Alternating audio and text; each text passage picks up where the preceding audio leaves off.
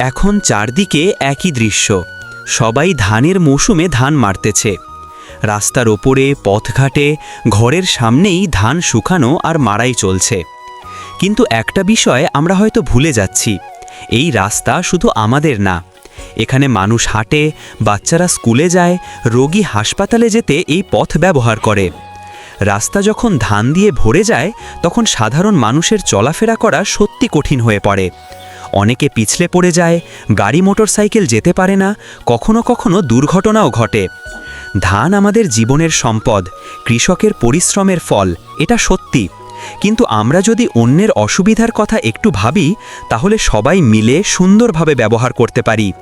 একটু সচেতন হই, নিজেদের সুবিধার পাশাপাশি অন্য মানুষের অসুবিধাটাও মাথায় রাখি। শেষ কথাটা শুধু একটাই, যেখানে আমরা নিজেরা একটু নিয়ম মেনে চলব, সেখানেই আমাদের সমাজটা আরও সুন্দর হবে।